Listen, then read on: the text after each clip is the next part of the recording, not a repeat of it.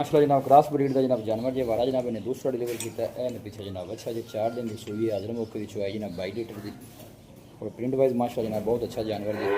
Location जनाब तहसील दी बालपुर है district कुकाड़ा जनाब लोकेशन जी।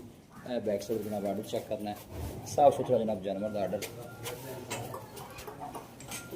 माशाल्लाह जनाब बैक साइड आर्डर चेक करना है साफ सुथरा जनाब जानवर का आर्डर जी। अंदर दूसरा वारा दिन तकरीबन ये भी हफ्ता लेंदी फ्रीजन चोलो साने जनाब क्रॉस जी फुल साइज थन माशाल्लाह जनाब बड़े सोहने लगे ने पहलन जे माशाल्लाह हाजिर मौके की चुआई इन्हें को 22 लीटर की जी। इन्हें पीछे जनाब है बच्चा जी पहलन जे मुँह दो दंद है इनकी हाजिर मौके की चुआई जनाब 18 लीटर की। इन्हें पीछे जनाब बहुत अच्छा जी जनाब एक खांगड़ जी।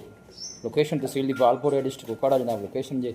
भाई अल्लाह का नंबर दसा जी दफ़ा तो बाद 386 32 32। लो जी भाई अल्लाह का नंबर है कोई भाई परचेज करना चाहे जानवर इस नंबर से रब्ता कर सकते।